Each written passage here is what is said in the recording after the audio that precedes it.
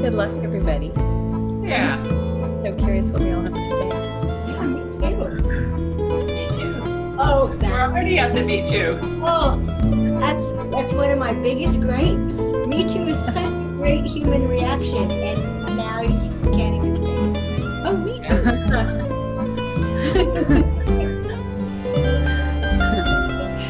Right? It's such a connector. Me too. Oh, me too. Me too. It's been hijacked. Welcome, viewers, to this very, very important and delicate discussion today. This is in my channel, Private Matters TV, my YouTube channel, where I've been discussing anything related to intimacy since 2012. And in 2017, I did a panel with men leaders on Me Too when the Me Too movement had just started, called Locker Room Talk. And I've wanted to do a panel with just women since then, and it took me this long to get it together, to get myself in a place where I could actually host this, because this is not an easy job. I needed that much time after the last panel to be ready to do this and to make a choice, and I'm really excited that I picked you three.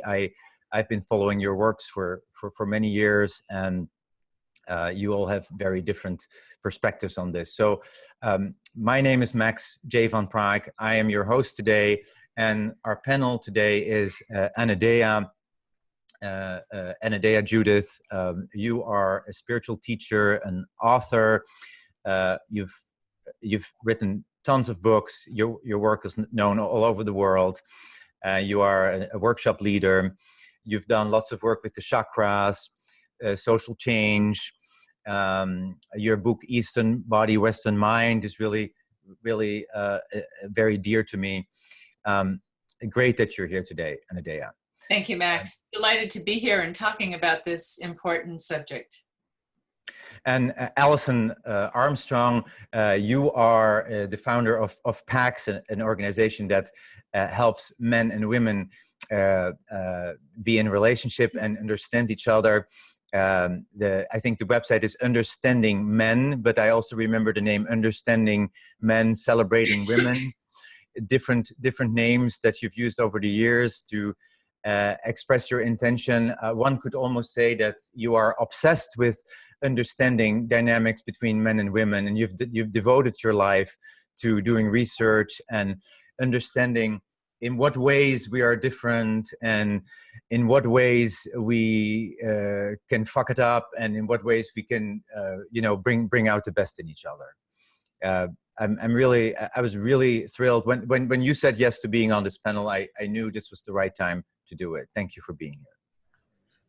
You're welcome. You're welcome. I'm thrilled to be here. And from the very beginning, my passion for understanding men, and then for men and women to understand women, has always been so we could be in partnership.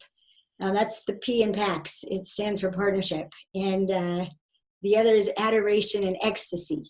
So to me, that's for understanding is in service of partnership, and understanding what I think is the source of #MeToo. I think it's vital. It's vital to not swing the pendulum so far that it takes 50 years to come back.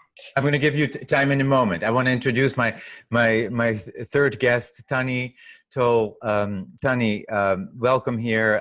Your work is about owning and claiming the dark side, and working with the shadow, and it's so important. I can't tell how important it is that you are here. I know your work personally very well, and you and Leslie, your partner, have founded the Light and Dark Institute, and you work with clients in depth on exploring their dark side, and for people to own it and claim it and give it a place, so they're not acting and kicking everybody and acting out in the world. Thanks for being here, Tani. Yeah, thank you so much. I'm honored to be here, and thank you to everybody watching and participating in this. And Anodea and Alison as well. I'm so honored to be in your presence. Thank you. So the Me Too movement is not on everybody's radar. This is like almost like the aftermath of the Me Too movement that we're dealing with. This has been running its course. But yeah, looking at the whole picture, what occurs to me very much is that there's been such a strong backlash. It's really great that women are able to speak up, that anybody, women, men who have been harmed and abused get to speak up. Definitely not just women, but it has also turned into a lot of anger and a backlash against masculinity, a backlash against power. And we'll go more into that later, but I want to give you each the chance to get here fully beyond my introduction and say a few things about your relationship to this movement. Anodea, would you like to start? Oh, well, sure. Thank you. Well, I'm always looking at what the deeper picture is. And I think what I see in the Me Too movement back and forth is there's a lot of blaming. And unless we go to the deeper cultural belief systems that are behind all that, the blaming is not going to heal anything or get us anywhere. And I think that women have been doubly victimized in a certain way, and then they're turning around and victimizing men. So let me say what I mean by that. That as, you know, what we call patriarchy took over from the old goddess traditions, and at that time, you know, sex was made as something bad, at least for the woman. You know, if she was wrong, she actually risked her life at times if she was to be an adulteress or, you know, step out in the wrong way.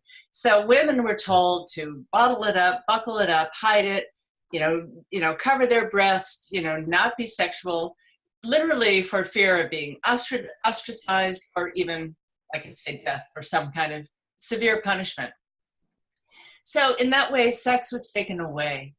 And yet it's a natural urge of humanity. It's a natural urge of men. So they had to go reach farther to get it. And then so women get victimized by, you know, being punished for being sexual. Then we're supposed to be sexual. We're supposed to be the sexy one on the billboard, you know, so we get that message. And then we're supposed to not give out any of that. There's something wrong. So if someone comes after us for it, then we turn around and make them mad. So I think that we have victimization in three cases. And that kind of looking at it doesn't look at the deeper issues of how we hold the subject of sexuality in general for this culture. Instead of something to be celebrated, something that is, you know, to be guarded in case it gets taken or to be gone after because it's not available, so you have to take it. And this doesn't serve men or women, doesn't serve anybody. Right. Yeah. And has this shown up in your practice? Well, I think that pain around sexuality and, you know, the guilt that people feel, whether it's from their church or whatever that they grew up with, and trying to overcome that is just rampant in what I see. And especially even in men, yeah. You know, the sex drive and then the guilt over it, and, you know, those conflicts show up deeply, deeply. Yeah. And for women, you know, women have been so victimized by it, and yet they don't know how to hold it in a deeper reference that isn't blaming that particular man, or it's really blaming the whole system and looking to how we can heal the system. Alison, what about you? Have you seen changes happening during the Me Too movement? Has something new or different happened for you in your work? And I don't know how much you actually have contact with participants in workshops. Oh boy. Oh yeah. Oh yeah. It came at me three different ways. One was we started getting calls from our graduates asking the question, how do I show compassion for my friend who's now expressing what happened to her without emasculating men? That's what they wanted to know. How do I do that? How do I have compassion but not emasculate men? And I loved that question. I truly loved that question. And then it also came to me because one of my graduates was in a leadership position in the movie industry. And she was heartbroken at how crushed, literally, how deflated the men in her industry were by the shame of what they had not done themselves, but had witnessed and hadn't stopped. So what I would call complicity. So tremendous amount of shame over complicity. And whenever we have shame in an area, we don't stand up for ourselves. We can't speak out. We literally can't take a stand because paralyzing. Yeah, because they would get like hooked, right? They couldn't engage in the conversation that needed to be had because that they had betrayed their own honor. And so she reached out to me for help in how to restore the honor within her group. And then the third thing that happened was I was there in San Jose when Tony Robbins engaged a participant. Oh, you were in the room. I was there. I was there as his guest, and I witnessed the interaction. And my thing is a lot like yours, Anodea, is like drill down, really what's the source of this, really what's the source of this. So I've been having many conversations and discovered like the pieces that if you don't put in that piece, bad things happen, it goes awry. If you don't put that in piece, it actually is like something that has to be built very carefully. And as I sat there and watched him engage, which I honestly was proud that he engaged, there was this one point when I went, uh-oh. Uh-oh, you missed a step. You can't miss that step. And then I watched it unfold. And Tony Robbins and I have a lot in common in that we're all about empowerment, right? And anytime someone adopts a point of view that empowers them, we're like, right? And you couldn't just stand up and take the mic and Well, I couldn't, but I did offer. To stand beside him because I witnessed it. And so there are things that were presented in the media that were totally skewed, right? So I offered to stand up beside him, but they decided to handle it a different way. But it caused me, when I was like, that's the first I would have gone public in #MeToo. And so it caused me to do a whole program for my leadership, right? To set them up to know the whole story in case I misquoted. For whoever doesn't know what this is about, there was a session with Tony Robbins with thousands of people in the room where a woman stood up and said to Tony, I think you missed the point of the Me Too movement. And he said, well, I have nothing against the Me Too movement, but some women use it for significance. And that part I don't like. And he wasn't energetically connecting with this woman. There was a total break in communication, and somebody filmed this, and this video went viral, and it created a big problem for Tony. Yeah, and most people don't know that she came to the event gunning for him.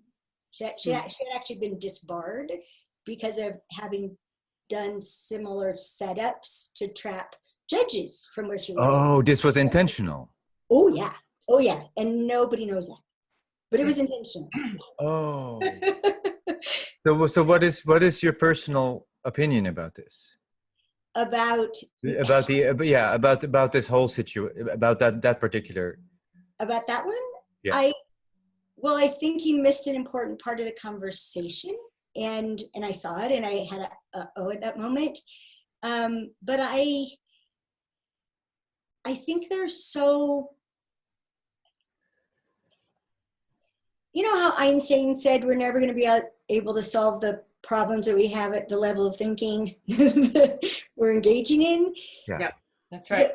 Right. What I've noticed is that if we are trying to solve a problem not at the level at which the problem exists, we never get any traction.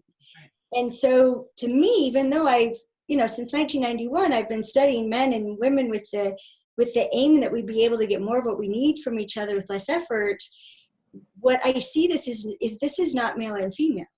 This is human instinct expressed, and it's not just sex. Right. And people like to focus on sex because it's sexy, right? There's all this energy. We can just talk about sex. Oh, goody. But people have all kinds of needs, and people do what it takes to get their need met, and people sometimes abuse power in order to get their need met, and good people are ashamed of that, and not good people are not ashamed of that. And there's a whole sequence that goes. Alison is referring to a video that she made about the Me Too movement, which I think is on your website, is not public, but everybody can see it if you go to understandmen.com /metoo.html. If you go to that website, then you can watch a lecture of Alison on the Me Too movement, where what stood out for me is that you said people may abuse power. That's the reality. Yeah, humans do, even children. We all do, yeah. Yeah, they get some power over a parent, and woo, let's go with that. What can we get? So yeah, it's part of being human, and you have to create an account and log in because we didn't want it to be this viral thing. And it's and I hope people will watch, because it really comes down to what's my part. How do I prevent an abuse of power? How do I react to an abuse of power? And until we do that, until we stop being complicit in an abuse of power, we're just going to keep having abuses of power because it's human. That's right. And now that we're talking about power, let's go to Tani.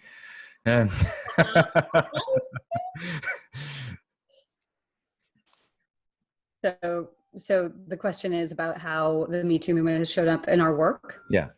Yeah. Well, as you mentioned, power. And by the way, I really appreciate what both of you said and calling it to the perspective of the bigger picture, right? That it's not ultimately about the individual. And that's one of the sort of pitfalls of the Me Too movement that's had backlash, I think, on both sides, is the real focus on the individuals without really, I think there's a desire to focus on the societal context, but sort of a not knowing how. And obviously, like, it's so important, and I imagine we'll be diving deeper into that discussion. So I'm looking forward to that. As far as our work with the Light Dark Institute is very much about exploring the dark parts of ourselves and the world around us that we don't usually have approval for, and then we try to stuff. And then really learning, how can we not only learn about these parts, but actually find the gifts and find what's amazing about them and use them to really step into our power and really step into deeper connection and deeper levels of intimacy and deeper ability to actually change the world in ways that we want to see it changed for the better. And one of the things that we really noticed with the Me Too movement is, as we're doing this work to support people in embracing their darker urges and really learning about how to do those in consensual ways, right? We're not saying just go out and do these non-consensually, but we all have these darker urges in ourselves. We all have these parts that want to take, that want to use, that want to violate, that want to control, that want to just have our way with other people. We might not be as aware of them, but we believe that those are in all of us, and that actually coming into a sense of wholeness and a sense of self-love from which we can extend ourselves with real unconditional love and care to others, we have to actually own those in order to be able to do that. And so we really saw with the Me Too movement, for men in particular, sexuality is such a complex subject, and there is so much sexual shame in our culture, and it's already one of those things that gets relegated to the darkness and gets oppressed. Yeah. And so all of a sudden there was this huge extra layer of like, oh my God, my sex is bad. That we saw in men in particular. My sex is bad. My desires are bad, especially the desires that have any kind of taking or control or violation in them. And so the stuffing that was already happening, which I believe is very much one of the contributing factors to the non-consensual violations that happen, like there was even more weight put on top of that stuffing. So we've been doing a lot of work with unpacking that in our workshops and in our work with private clients. And it's been very rich when people get to actually burst through that cap. But there is definitely an extra layer of shame that's been added over everything.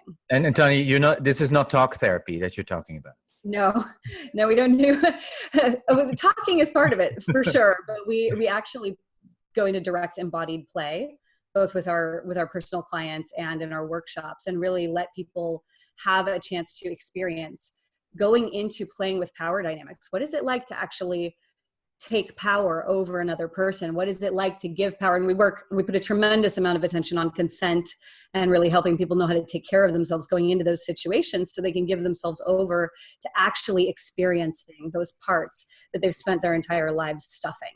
And it's incredibly powerful what comes out of that. But one other thing I wanted to add as far as ways that it's shown up in our work, we use a system of dark archetypes, which have been fondly named the darketypes. And we have a set, they're great, they're really fun. We have a lot of fun with them. We have a set of core archetypes that we feel show up regularly. I mean, the list is infinite. There's certain core flavors that come up in most of our day-to-day interactions.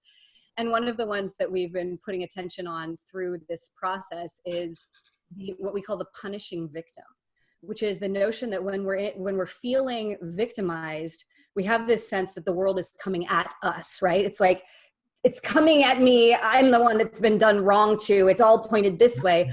But we're oftentimes not aware of the part of us that is at the same time reaching back out and saying, I'm going to punish you for that. I'm going to make you know you're a bad person, or I'm going to take you down in some way, that desire to punish. And so in our workshops and in our work, we do a lot of play. We really bring in a sense of humor around this. And I've seen it be very gratifying for people, especially in this place around the Me Too movement, where women have felt victimized, to actually get to play with the part of them that's like, yeah, and I'm going to make you suffer because you did that to me. You're going to feel like a terrible person. And really bringing in like the joy and the lightness and the ability to connect through that. So there's been a lot of fun ways we've been playing with it, in addition to seeing the ways that it's added a lot more for people to work with. Yeah, and the word is play, but it's not play. Right. Yeah. It's very real. Yes. Yeah, for sure. Can I say something about what Tani just said? Yes, please.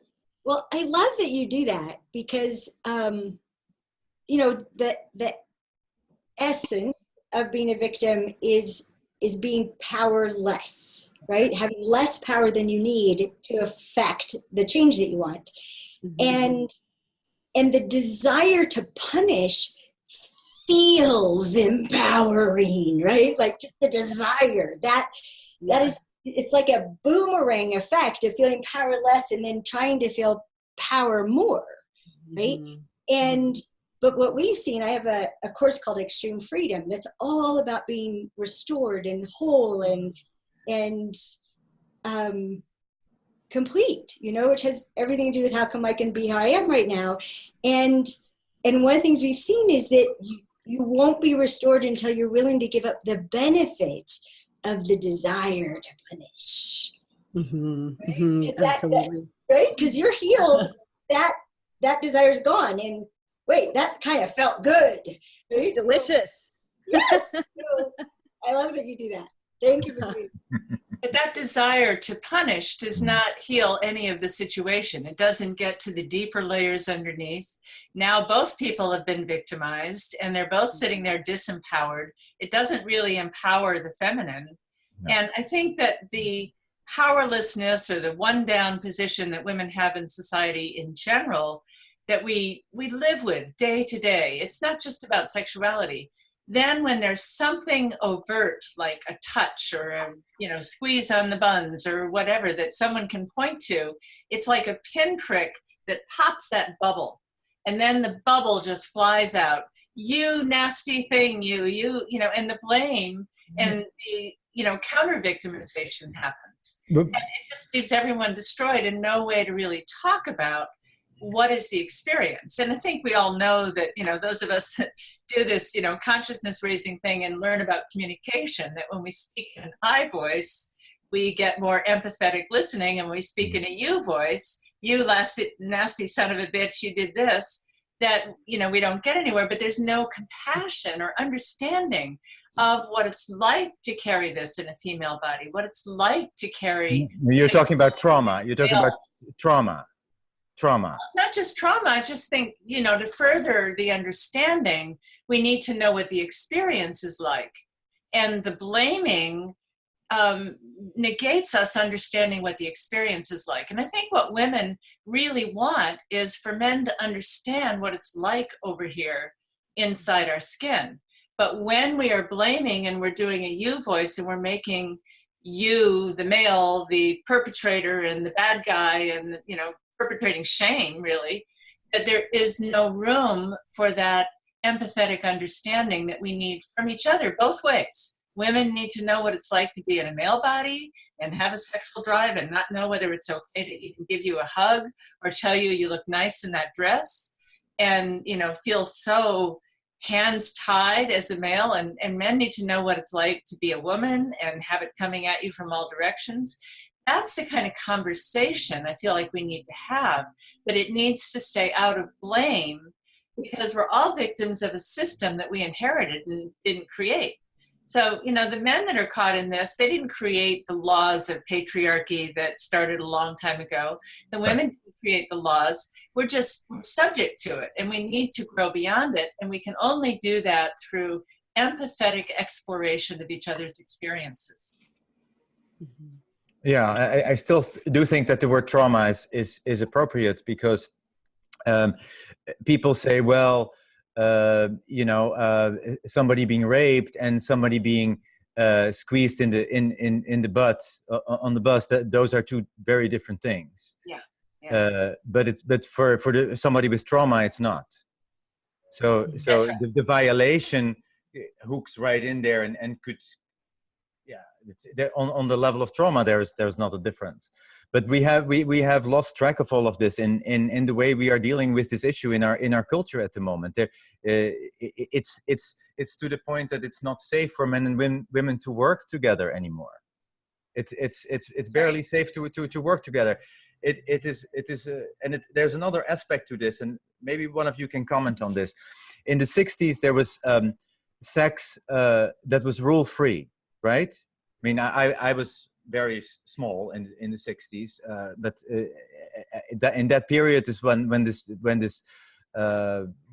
this whole movement started, that sex is free and free of rules.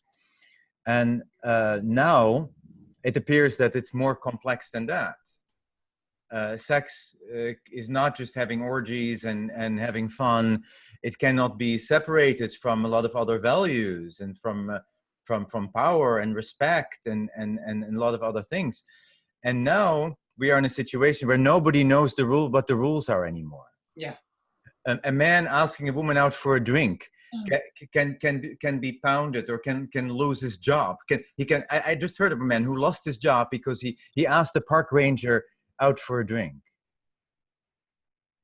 And the park ranger didn't respect that man, and he was barefoot and he was looking funny and weird, and he cannot come to the park anymore. Yeah, it's gone too far. Now this has gone too far. This is so sexual invitation and sexual harassment are very different things, but most people do not know this anymore. Mm-hmm. May I say something about that? Yes, yeah, please. So I learned early on you cannot study men without ending up talking about sex. And so I ended up having to get really comfortable listening and talking about sex.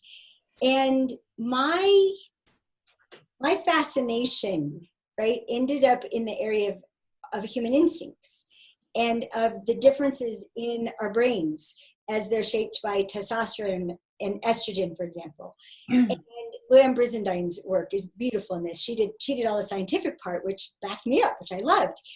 But to what Anodea was saying, and then what you added, what people aren't aware of is that how a woman would react to, say, a hand on her hip depends upon, does she experience being dependent upon that person? If she's dependent upon that person, she's likely to react in either flight or freeze. Mm-hmm. If she doesn't feel dependent on that person, she's going to react probably in a fight mode. And he's going to get a whole lot of something. But what women don't know is that when we react in a freeze mode, which is really common In fact, they have to teach men at Burning Man, if a woman stiffens, that is a no. Mm-hmm. Right? Mm-hmm. Mm-hmm. And but what people don't know is, it's actually something I learned from horsemanship. What you let someone do, you teach them to do. And the freeze reaction in a woman is interpreted as acquiescence, is interpreted as permission, is interpreted as they're agreeing to that happening again. And so our own instincts that we have from being what I would call physically smaller and weaker, our own instincts have us react in a way that ends up not creating a clear communication and disempowering us and actually causing something we don't want to happen to keep happening. And then it's at odds with our experiences of ourselves rationally. What do I need a man for? Right? So we're divided between our instincts and our rationale, that we have this independence and we have this ability and we can stand up for ourselves and we can make our own money and we can do our own everything. And then on the other side, sex is my best card to trade. Yeah. Right? What can I trade it for? Can I trade it for a commitment? Can I trade it for a marriage? Can I trade it for a diamond watch? I mean, instinctually, it is our ace. And so we that relationship, Anodea, that you were talking about to do it, to not to do it, to give it away, to keep it, is all this strategy that it's in that back part of our brain. And so you mix all that together and you end up with confusion and misunderstanding, and people not knowing how to truly honor themselves. Right? Well, it's a really blatant mixed message. That on one hand, the message is don't be sexual or you'll be considered a whore, even from, high school, whatever, you'll be the gossip of the town. So don't be sexual, save it till you're married, whatever. I mean, no one believes that anymore, but still the message is there. And then the other message is be as sexy as possible, look sexy, dress sexy, be the object of someone's desire so that you can be irresistible. And then when they can't resist you, they turn around and make the person bad. So it's really mixed messages all the way around. And Anodea, one of the things that shocked me in studying men was finding out the effect of the female form on men. And I asked a group of men once, how much skin does a woman have to show to remind you that her entire body is covered in this luscious, life-giving substance? This much will do. Yeah. And we don't know that. We have no idea. The Taliban limits it to this much. In a different interpretation, that was a good way to protect women. Yeah. That they didn't have to show their skin. Yeah. And then it, turned it. But it makes them hungry to see the skin, because everything is hidden. Because everything, it makes the women become the archetype of the withholding mother. Mm. We have to withhold, and that creates the desire on the male to go get it. Yeah, and I mean, you're getting into a whole area too about what we would distinguish between what a man would call physical attraction, which we think it means he's attracted to her physique, which I found out men mean no, the part of him that is attracted is his body. Yeah. His mind, not his spirit, right? Not his emotions. The part that's attracted is his body.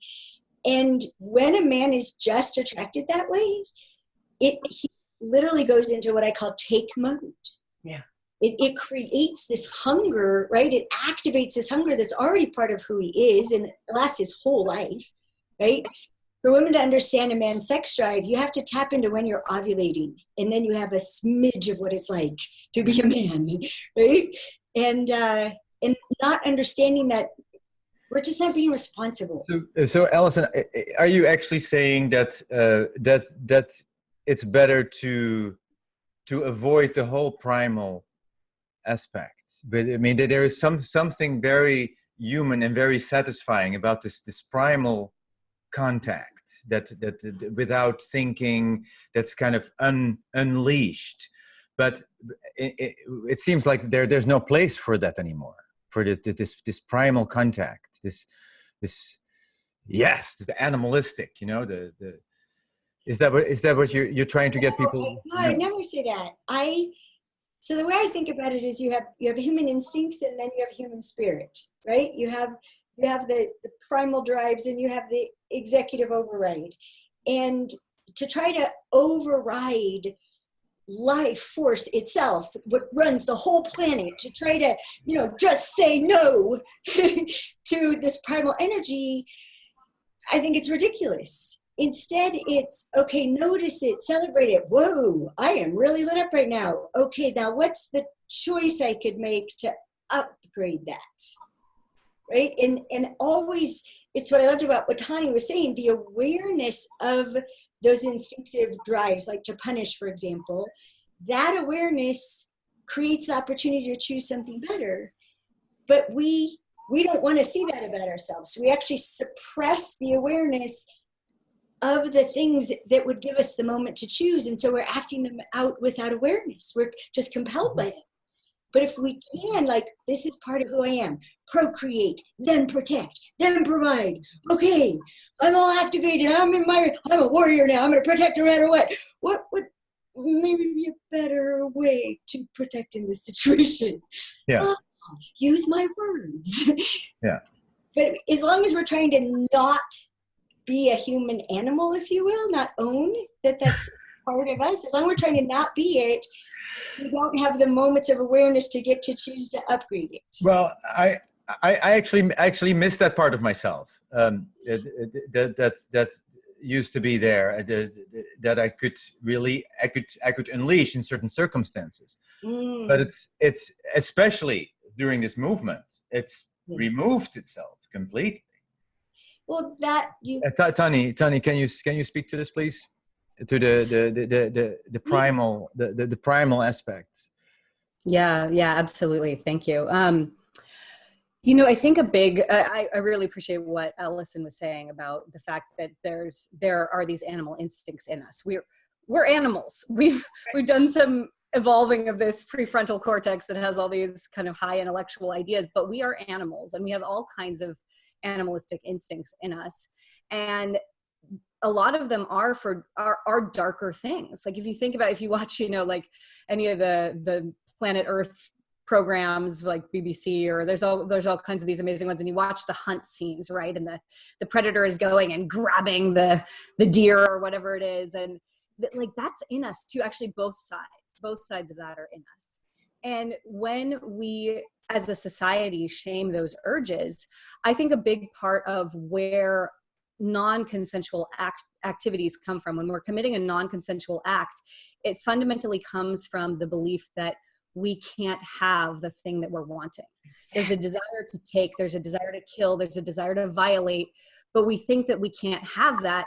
We could never possibly have that in a way that could be consensual, because, oh my God, if somebody knew that I had this dark urge inside me, if somebody knew that I wanted to violate, that I wanted to hurt another body, they would reject me, because society says that's not okay. So I better keep that locked away. And then like a lid, you put a lid on a pot of boiling water, it's still going to spill out over the edges. But the thing is, and one of you said this, I can't remember who it was, but when it comes out, it's like we don't have our conscious awareness on it anymore. And so when it comes out, we're not in the driver's seat. It's just like completely taking over, and we can't actually be holding ourselves and holding the other person in that experience. So what I want to see for our world, and what our work is very much about, is moving towards understanding, first of all, that these impulses in ourselves, these darker desires and darker urges, are totally natural, that we all have them. Some of us may be more in touch with some of them and less in touch with others, but they're all there somewhere, and they're totally amazing. They actually have a bunch of gifts that they bring and can be great sources of connection. And then start moving towards finding ways that we can actually enter into consensual play with other people, where those darkest fantasies that you've had to violate, to take, to kill, to hurt, that you can actually have that. And you can actually find someone who's the mirror, who's ready and wanting to receive that. That actually exists, because that also exists in all of us. The desire to be hurt, the desire to be violated, the desire to be taken. And that one might be a little harder for some people to get in touch with, but we really believe but it's very real. Thank you.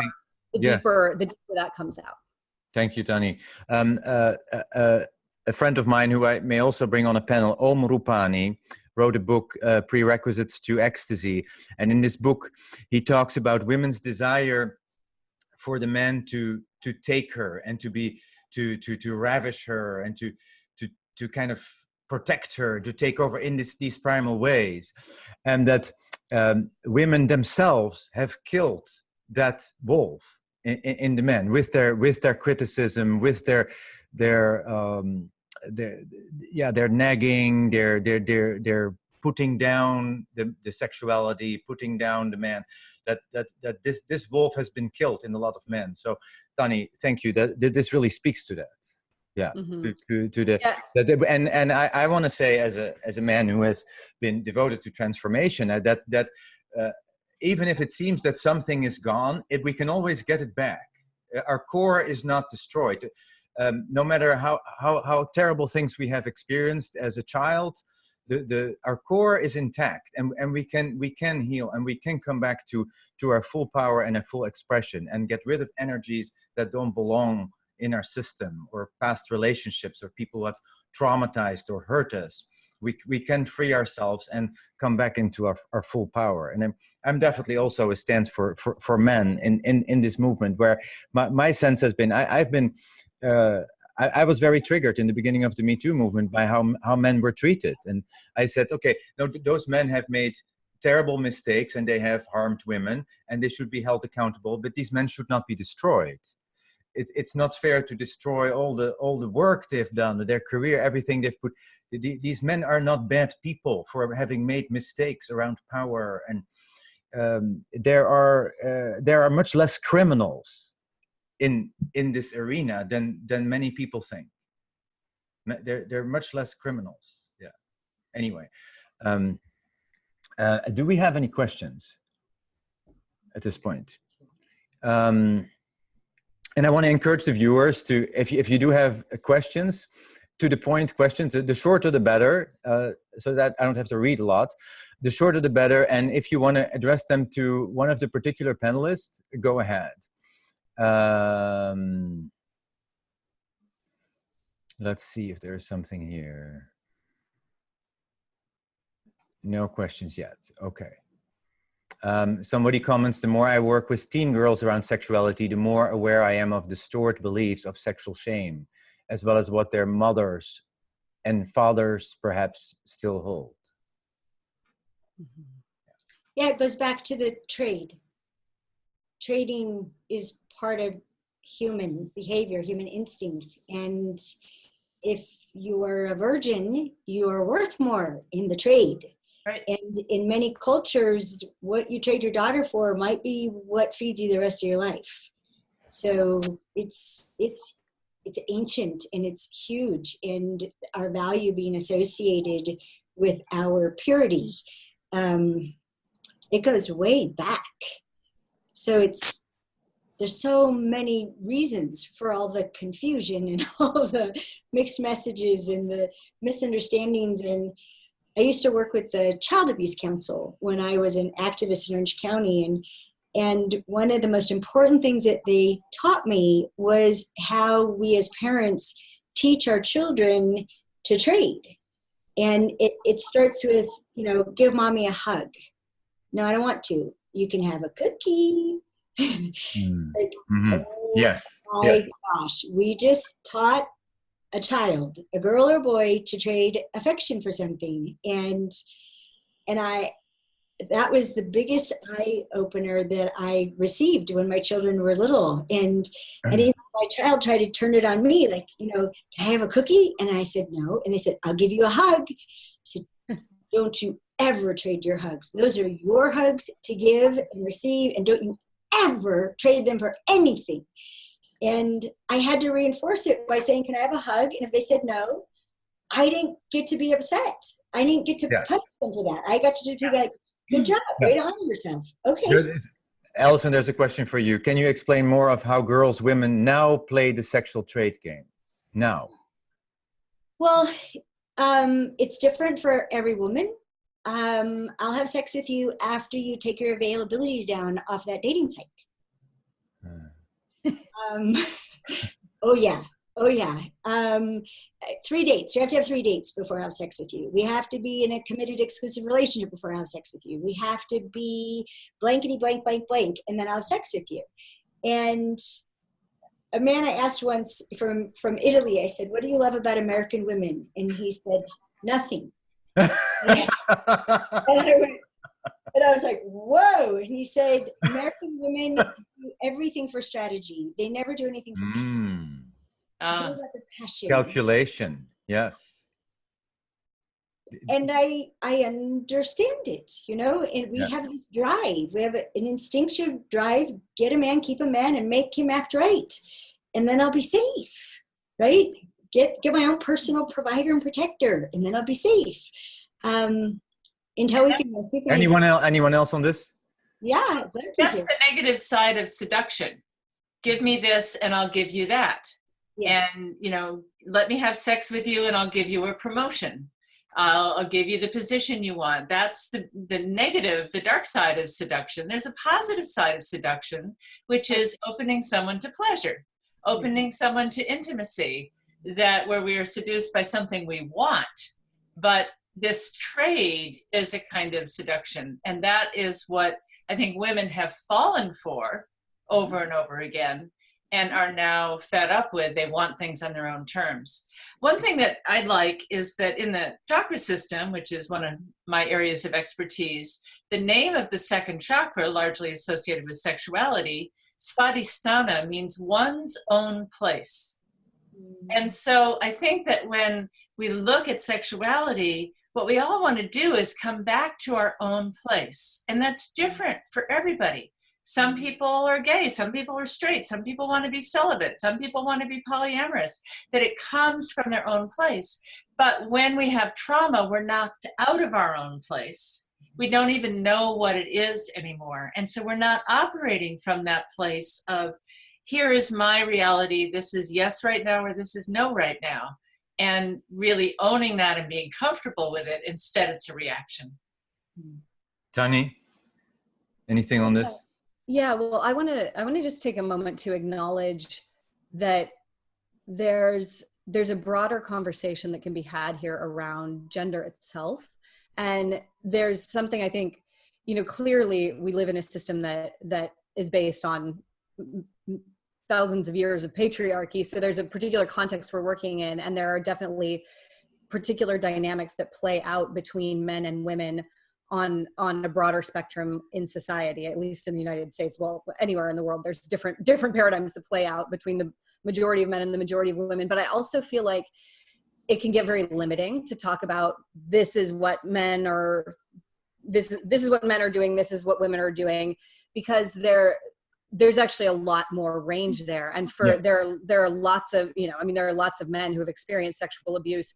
There are lots of men who feel the need to seduce to get what they want. There are lots of women who are running the dynamics totally the other way. And then there are lots of people who are not identifying with the binary sense of gender as either a man or a woman. And I personally believe that we actually all have the full range within all of us. And it's just a matter of sort of exploring that within ourselves. So I feel like there's a line to walk. It's important to talk about the dynamics between men and women because it's a thing. And as we saw with the Me Too movement, there's a lot of tinder in that fire.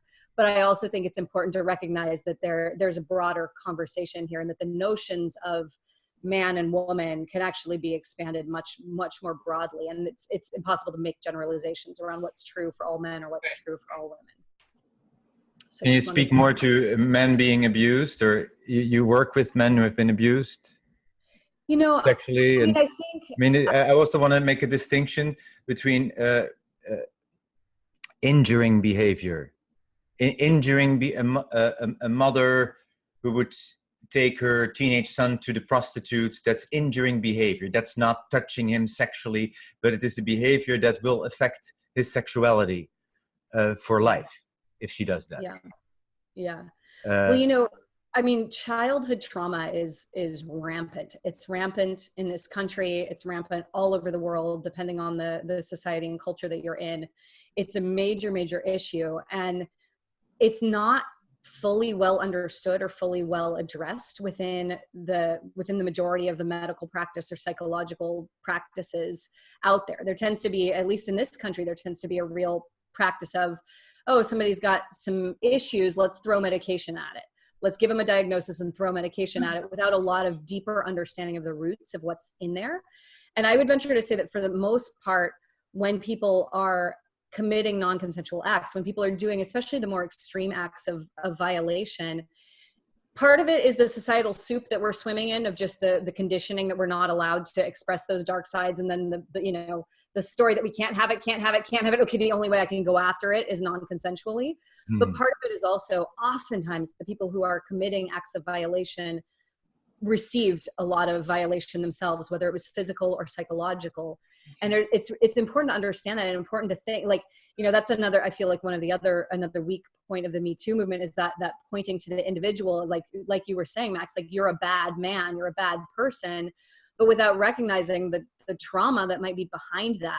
Because when people are deeply traumatized, and I think you mentioned this as well, Max, it's like, you can't, the responses, the sense of reality actually isn't the same for somebody who's been deeply traumatized as it is for somebody who hasn't. And there are different perceptions of what's happening in a given moment. And we can get into real places of being like blind to something that might be obvious to someone on the outside. So it's so important, I feel like, to keep that as part of the conversation, that people are dealing with backlogs of trauma. And that's a big part of what's leading to a lot of these challenging situations. Nice. Yeah. Well said. Yeah. Is there anything else on this? I would like to say something. Yeah. Because Anodea, what you were talking about from the chakra perspective, and Tani, what you were just talking about, I have worked with a lot of men on their trauma, on the times that they were harmed by what somebody did. Their father, their mother, their wife, it didn't matter, men or women, they could equally be affected. And the flip side of that, of how they experienced having harmed another. And that one of the biggest things that I saw that women don't know about men, and it's a big source of our distrust of men, is because a man won't be held accountable for behaving the way a woman would, which is what women are always trying to do, is hold men to account to act like a woman. Women believe men don't hold themselves accountable. And what I discovered in my work with men was that what men hold themselves accountable for is astonishing. I mean, it's astonishing how accountable you hold yourselves. And when I told my husband that I was going to have to do something about #MeToo, because literally who I know men to be is that honorable men will take it on themselves that the whole mess is their fault, that they should have stopped it, they should have fixed it, they should have been there, they should have prevented it. And that good men experience shame for that this even exists. And what I've seen about the experience of shame, which I think is the most horrible feeling a human being can feel, is that it literally disconnects you from yourself. Because the shame is an indicator that you betrayed yourself.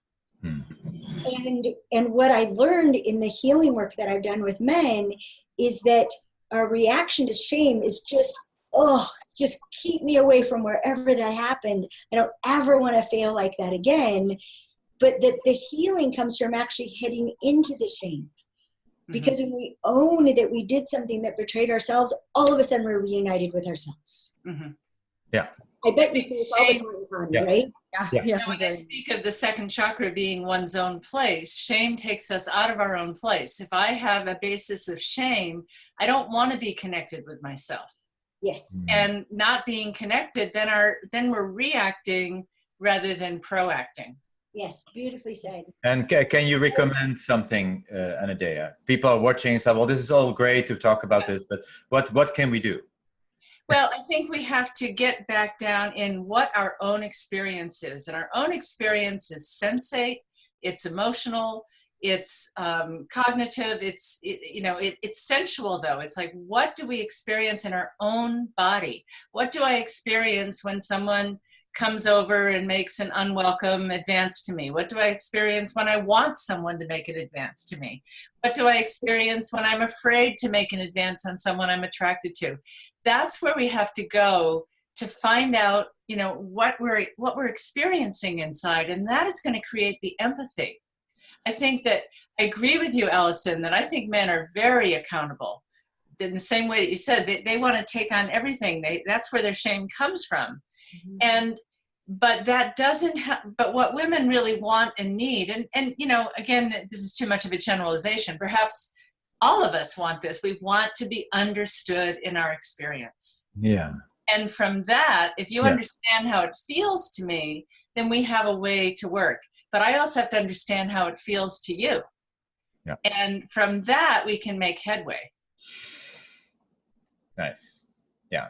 And this, the fact that you're now actually giving advice, it takes me to the next phase that I want to move into is, and somebody is also asking that, what is the next stage? Where are we going with all of this, with this Me Too movement, and it's now kind of maybe dwindling down a bit? How do we take the Me Too movement to the next stage of healing for ourselves and our society? And you just said something, just Tani or Alison. Tani, go ahead. Yeah, go ahead, Tani. Sure, I'd love to just kind of tack on to what Anodea was saying too about shame and what you were both saying about shame. One of the ways to begin playing with shame, because I really feel like that's the heart of the matter. Like, we live in this society where we put shame on ourselves, and then we believe that we can't have the things that we want, especially for these darker instincts, which leads us with, you only have two options. You can either repress the crap out of yourself or take it in a non-consensual way. But there's so much more possibility for actually getting all those needs and desires met in a totally consensual way. And so a big part of starting to learn how to be with that is to start exploring and finding approval for those darker parts of yourselves, and really looking at, for each of us individually, and playing with this on a broader societal level, which is very much, what we're trying to do with the Light Dark Institute, is how can we expand so that we can all actually be in approval of these dark parts of ourselves. And a big part of how to do that is through play and humor. I mentioned those dark archetypes that we use, the dark archetypes, and you'd be amazed, these things that we've each individually held shame about for so long. Like, maybe, it's different for every person. What are the ones that you really don't want to be seen as, or really don't want to think of yourself as? But we help people, we guide them through a process of really identifying what those spots are.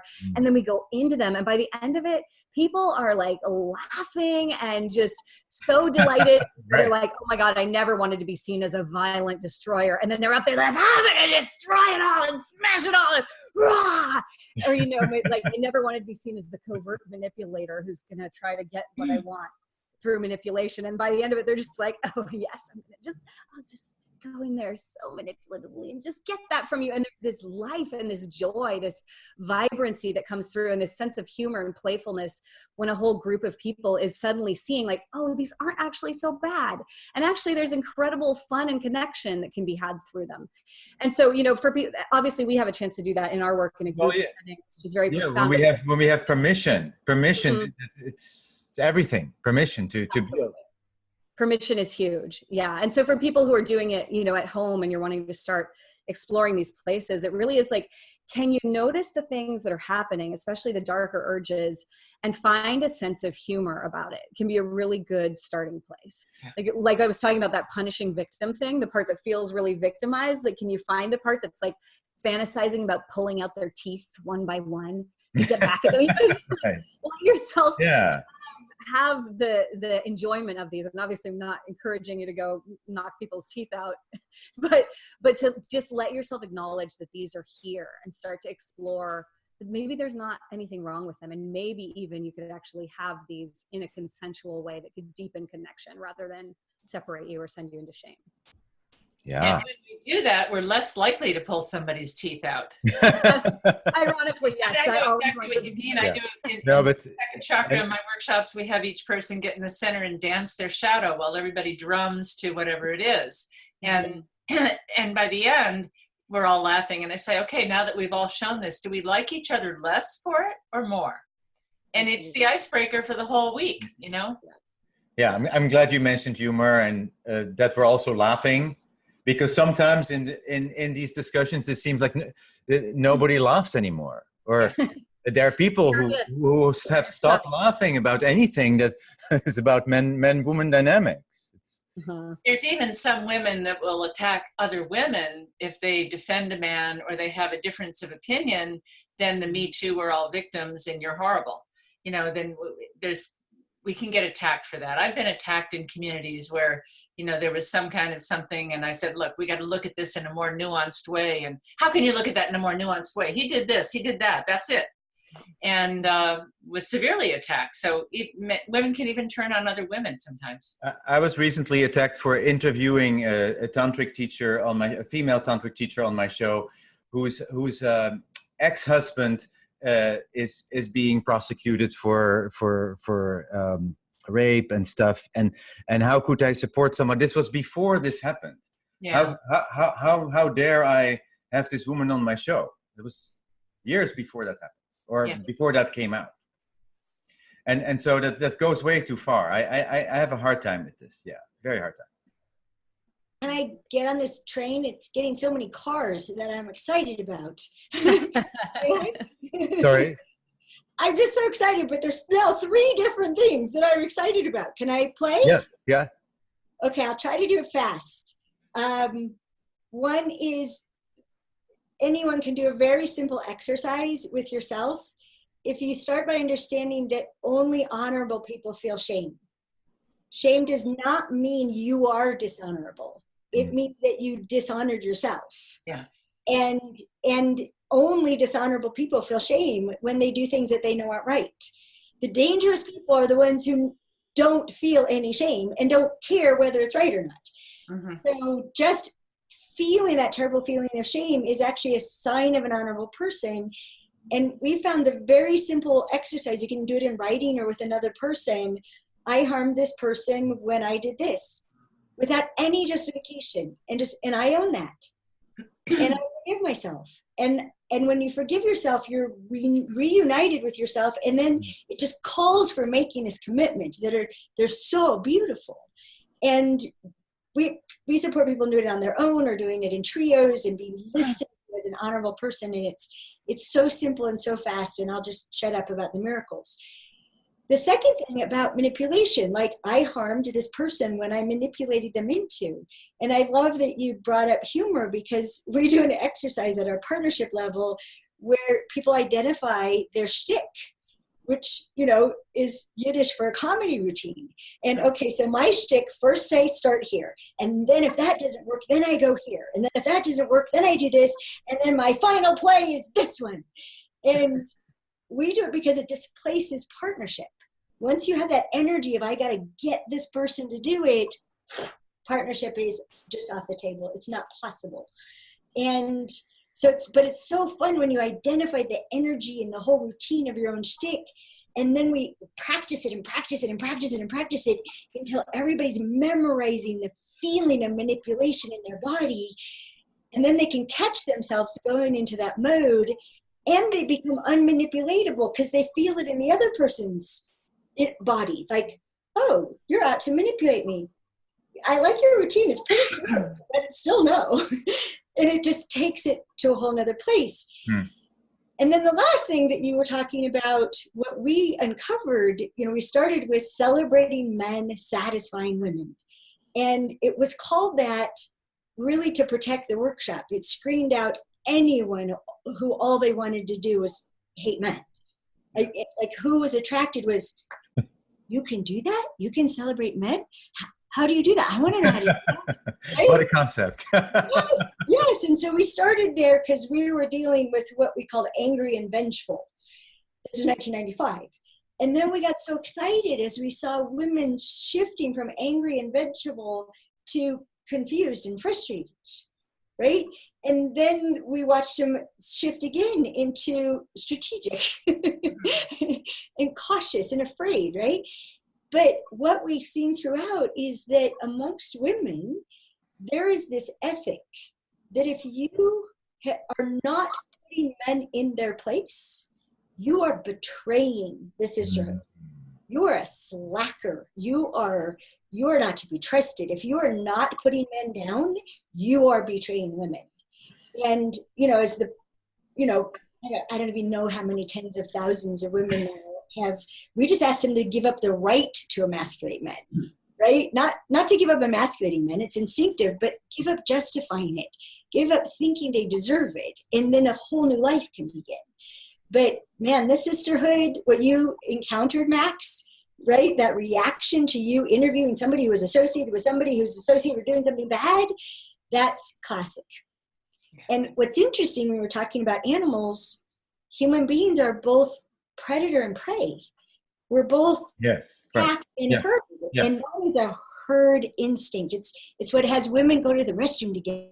So now we have to teach workshops to actually bring people back to that, to these primal instincts, because people are so afraid to let those energies.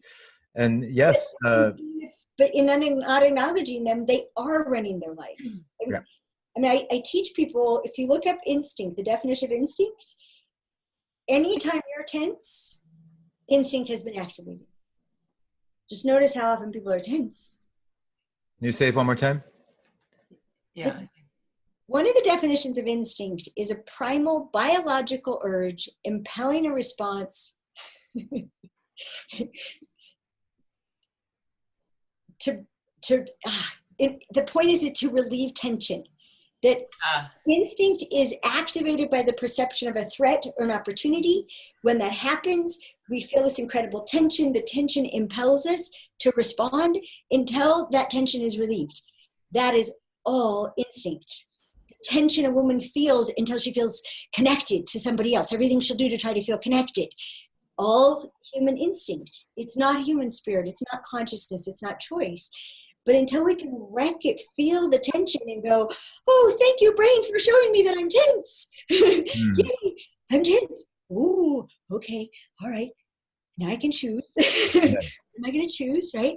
But until we own, we are incredibly instinctive beings, and we have not moved beyond that, right? Opportunity is considered a great thing. No, the moment you perceive an opportunity, the next moment it's, oh crap, what if I blow it? Right now it's a threat, like that. So, and how do we manipulate people to buy things? Don't miss this opportunity, last one, get it now, fabulous opportunity. It works really well because I call them loops, right? If you have hook and loop, like Velcro tape, what if being human is to be born in a loop suit? Right. So, there you have it. So, thank you. Where is this going? Where are we going as a culture, and how can we continue to allow women to speak up and to be fair to men, and facilitate communication, facilitate more communication also between perpetrators and victims. These should not be separated. They should be helped to work it out for the perpetrator to actually apologize or to make up in some ways. Max, I laughed when you said allow women to speak up. We could make it safer to speak up, because women who have been victimized also have shame. I should have done, I could have done, why didn't I do? Women, men, children, I've heard it from all, like, but I should have hit him. A little boy telling me he should have hit a grown man who touched his private parts, right? So everybody has shame, but allowing women to speak up. No, I that was the wrong word. Encouraging. Yeah, but that one's out of the bag. That's the one thing that #MeToo did. There's no more allowing women to speak up. Now, could we make it safer, right? Yeah, that would be good. But I think that's maybe the one good thing about hashtag Me Too is it's not about allowing anymore, right? There's something good in the sisterhood happened where women who were truly victimized, I mean truly victimized, it became okay to speak up because it stopped being shameful. To have been victimized stopped being shameful. And that, I would say, is the one good thing. You know, you asked me earlier, or you asked all of us, if we had worked with men who had been victimized or sexually abused, and I have in my practice as well. And what I find is that it was much harder for them to speak up than it was for the women I've worked with, that there was more shame and more confusion, and in a way more damage because, you know, well, they were supposed to like it, they were supposed to want it, or, you know, it was harder to speak up because the shame was buried even deeper. So this being able to speak up is a step in the healing process, but it's only valuable if there's a listening, and the listening can only occur when there is no blaming, or when we step out of blaming. I wouldn't say no blaming, but when we step aside from that, we move beyond blaming, then a listening can occur. Then the speaking has some value. What would be a practical suggestion to make that happen? Well, I think dialogues, you know, where, and I think, I'm trying to remember the name of the person that did this, but did some reconciliation between men and women, and had, you know, stand up if you've ever been raped. And people just stood up. Thank you. Sit back down. Stand up if you have ever made an advance on someone that they didn't want. And it was men and women. So first they did the men, then they did the women. So we got to see that, yes, women did unwanted advances too. The women could see that men had been raped also. And it created the ground for a much deeper dialogue. Nice. You know, it's not me too, it's us too. Ah, nice. Yeah, us too. Anodea, I love what you said because blaming activates the instinct to protect oneself. Yeah. Right? And when you're owning how this was for me without blaming somebody else, that activates, how can I provide for you? How can I take care of you? How can I help you heal? Right? It's a completely different part of who we are, that until we understand that how much we activate the warrior in each other, both men and women, by the appearance of attacking or actual attacking, we're always going to bring out the worst in each other that way. That's right. So, yeah. So I just love that you said that. Can you express yourself? Can you honor yourself without blaming either you or anybody else? Yeah, and that's whether it's around sexuality or anything else. I mean, just in relationship. Oh, here's what happens to me when the voice gets raised. Not, you lousy, you're yelling at me again. You know, I mean, here's what happens to me. Oh, I get scared and I'm the little girl with my father again. And that creates a kind of intimacy. Yes, it's beautiful. I have there's a big generation gap in my family, and my little sister and brother are actually in high school. They're about to turn 17. And my little sister has actually started what she's been calling a Me Three movement in her school. She's a teenager, right? Teenager who's experienced sexual harassment and is really taking a stand for the fact that she doesn't want punishment, she wants dialogue. And it's been amazing to see the administration be utterly perplexed by this concept. Like, they kind of can either go towards blaming her for what's happening, or let's punish the boys. But the fact that she's actually trying to cultivate a dialogue, she's had to really, fight for it. But there's been this amazing movement going around. And so it's just really refreshing and amazing to see the younger generation starting to step into this idea of like, yeah, let's actually make dialogue. Let's make a space where everybody's voices can be heard. And it's not about, punishment or justice. It's about like, how can we connect around this and have real dialogue so that this doesn't keep happening and we can find things that serve everybody. So I just wanted to add, it's very inspiring to watch that happening at the high school level within my own family. Well, I love that as the response. I mean, to me, the question you're getting at this earlier, Max, what do we do? I think the question is, what's my part? Yeah. And your sister is doing her part. Mm-hmm. Right?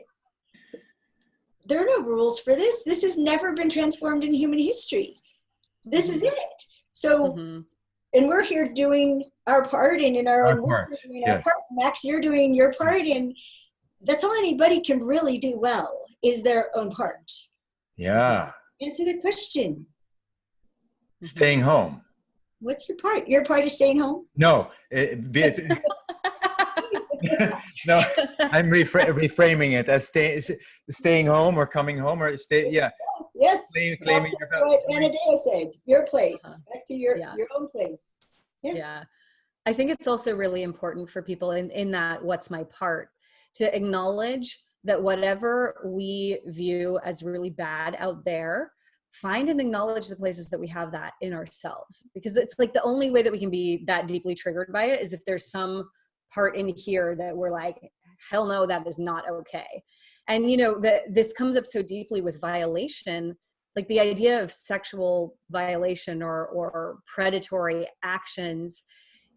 You know, if we, and I think this is a big thing, I mean, for anybody who's experienced violation, but I think, you know, when we were talking about the kind of the notion of like, you're betraying the sisterhood if you don't go after the men, it's like for women in that mindset, and really for anybody, look at the ways that we are violators. Look at the ways, you know, I believe actually that the desire for sexual violation exists in all of us. I can find that in myself, like the desire both to violate and to be violated. I can very much find those in myself.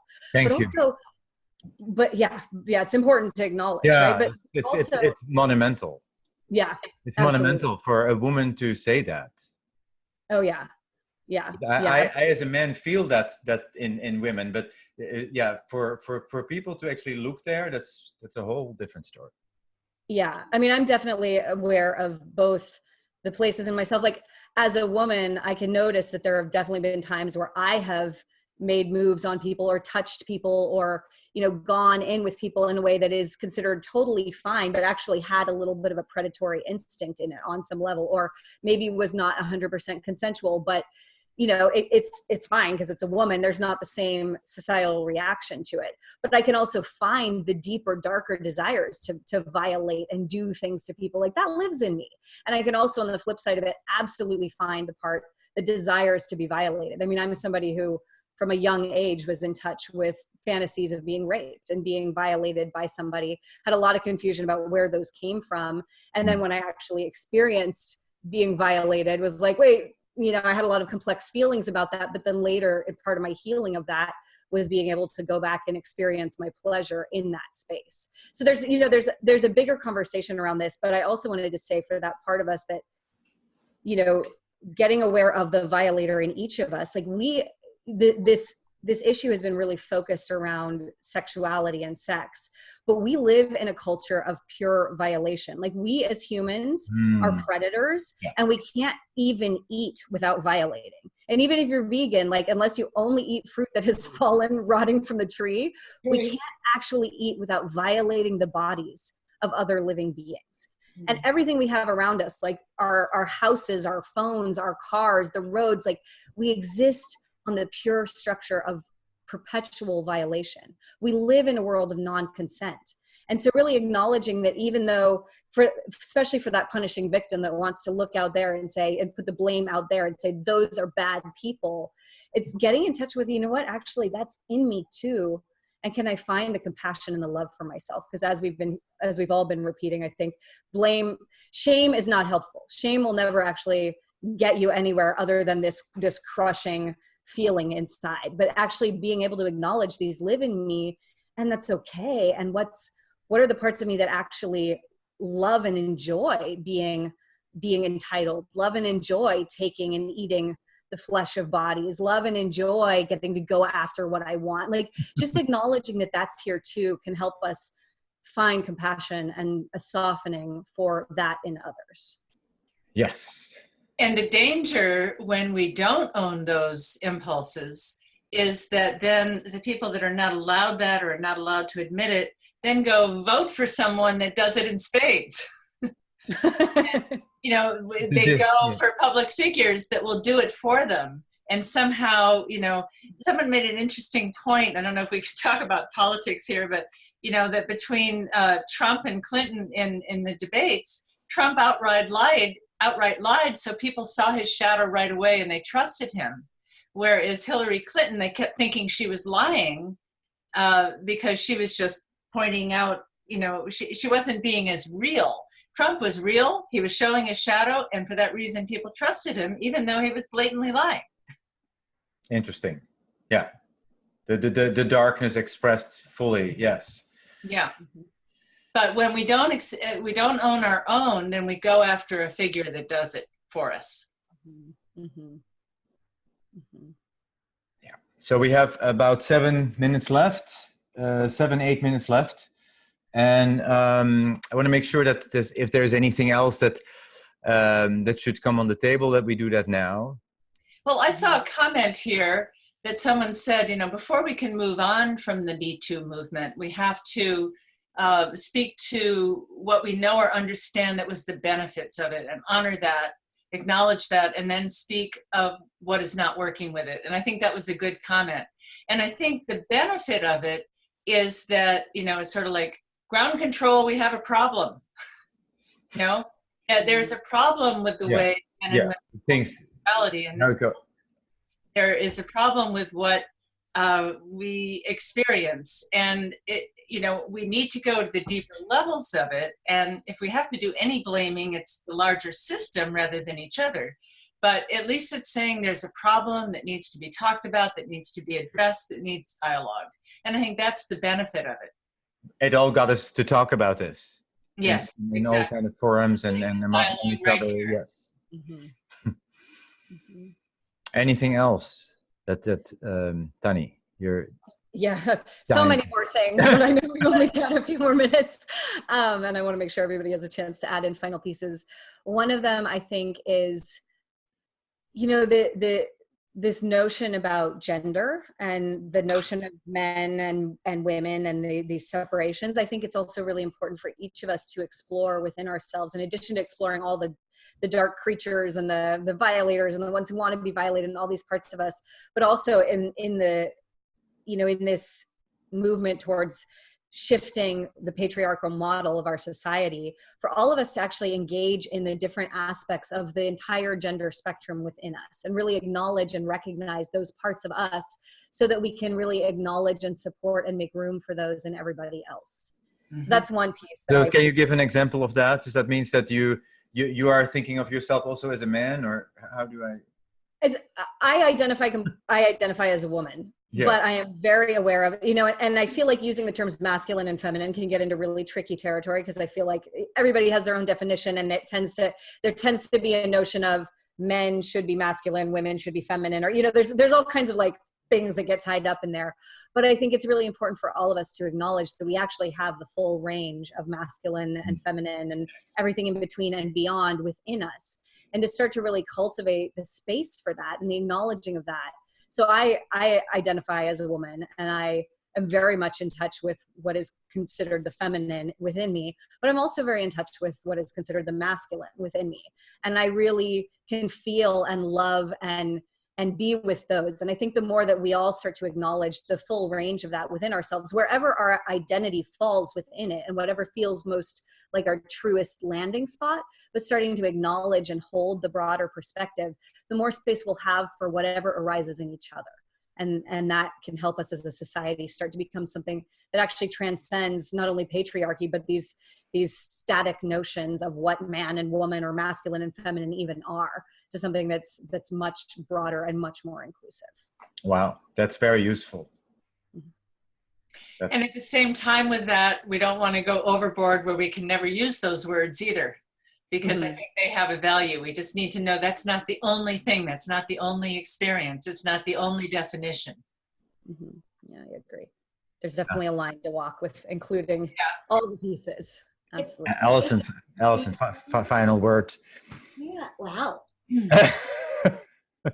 Well, I love this part of the discussion, and as someone widely known as an expert on gender, my work for the last couple of years has really been delving into what exists before gender, what is human, and then gets expressed in these different ways. And in 2013, I abandoned, for the most part, using the words masculine and feminine for the very reason of what Tani said. They have too much baggage and too much right and wrong. And I started looking at both men and women, are you in hunting mode or in gathering mode? Are you in a committed state or an open to option state? And seeing that it shapes everything about the way that we speak and listen and how much we pay attention to our feelings or not. And it just was a huge breakthrough. And especially since most men spend most of their time hunting, and these days most women spend most of their time hunting. And it's and it has a lot of benefit and a lot of harm. But since my highest value is freedom, which means the power to choose, I love getting to be able to choose.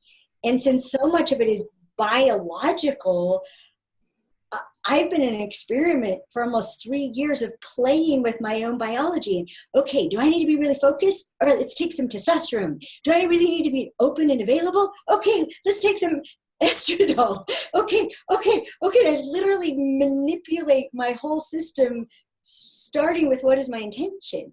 What am I committed to? What is the result I want to produce? And what's the mental state, physical state that will allow me to produce it? And oh my gosh, it sure breaks down all the ideas, or, you know, male or female. And I love what you said about you identify with being female, Tani. I am a really big black man stuck in a tiny white woman's body.